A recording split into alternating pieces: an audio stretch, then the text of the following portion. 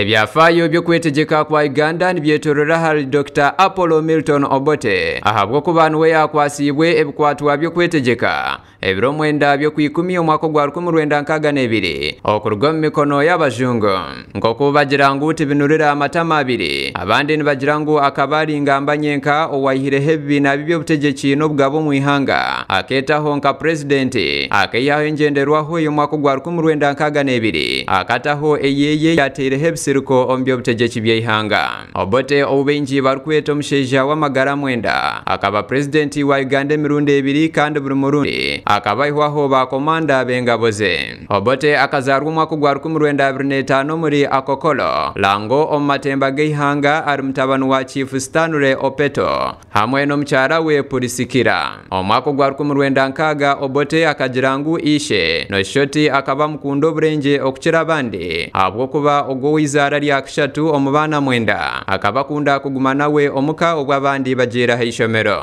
Obote akashomera ahari Ibuje Primary School omurilila atyo yaza Busoga College Mwiri atyo yayigeta hari Makerere University yashomayo ebyentasya nobwarabe yagizire ngu akabishomanenere lino habw'okuba ekiroto kye kikaba kiri ekyokushoma amateeka ninga eby'obutegeki. Bwanyuma y'emyaka eby'emishomo akabitambika hari konka agandi makuru nigagira ngu akabingwa habw'okwebembera akesharingo nk'omusigazi omuyiyayiya omu myaka ya 1950 akatunga omurimo omu kitongole kya Moulem omuri Jinja ekyafurukire Kenya naho akakikuratayo okwoyaza omu bibiina by'obutegeki nk'ekya Kenyan African Union. Ebibiina by'obutegeki kubyahirweho nababeire nibabyebembera bakwatwa Obote akahona atyo yayejwanzya omu bahandiki b'ebitabo aba African Distress atyo yatandikaho n'omukutugwe ogwa Capricorn African Society aho akahagira to mu mboya habwa chairman wa Nairobi wanyuma yo kureba ngu yatunga obukugu burukumara Obote akagaruka Uganda omwaka gwa 1957 yayegeta hakibiina kya Uganda National Congress UNC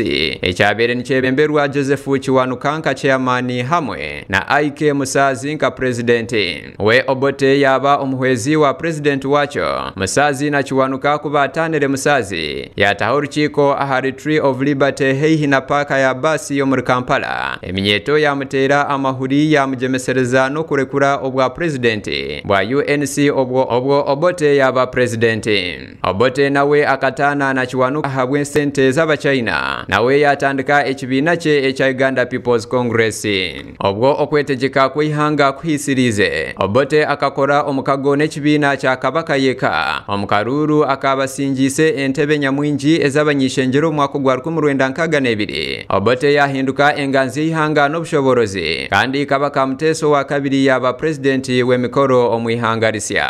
Bwanyuma y'akacuka kye izina lya Obote rikasigwa enziro ahabyo kwiba ezabu omu ihanga lya Kongo kuyahurire orwajumba rw'ebyobutegeki rwatandika kwimukera okwa kabiri omwaka gwa 1966 Obote akaihaho constitution kandi yayetaho nka presidenti n'amani mengi. Obote tararinzire ebintu kuba nk'enkwanzi mukeishaza na ba minister batano yabanaga enyuma y'emitehimbwa. Omukwa katano k'omwaka gwa 1966 orukiko rwogoma rwa Buganda bukatisa ngu obwakabaka bwa Buganda tikichweka hari Uganda kandi ngu Obote aruje ahitaka ryabo. Aho Obote ekiniga kye kikabera kyejura nk'ekyensigira mutete yarumbo rubiri rwa Mutesa atyo yirukira ombuzahe. Omwaka gwa 1967 Obote arukurabiro muri parliament akeha obushoborozi bwingi nka president kandi bwanyuma yo kuhona okwitwa omwaka gwa 1969 akaihaho ebibiina byona eby'obutegeki abagerizeho okuhakanisa ekyo yabanaga enyuma y'emitehimbwa.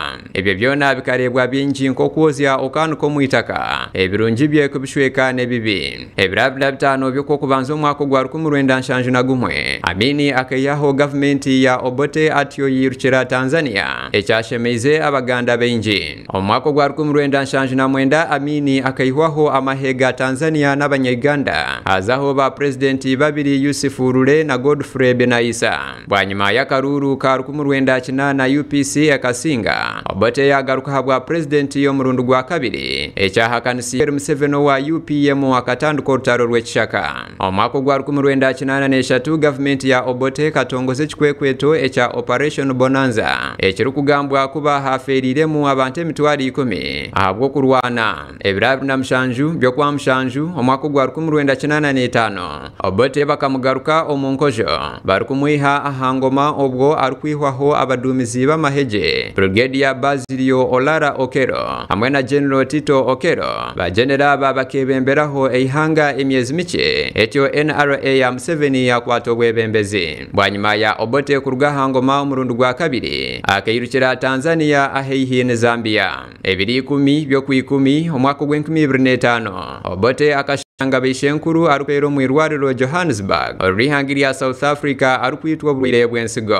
akazikwa nkemanzi y'ihanga habituru bya bishenkuru omakaje omuri akakolo kandi akasigaho enfakazi Maria n'emfuzi 5 harimu omunyeshenjero walira municipality Jime Akena ebirabiri na 8 byo ku 11 omwaka gwa 2025 omukyara we Emilia akatoranwa kuba president wa UPC atyo yayesimba habwa president w'ihanga ombururu wa mwaka gwa 2026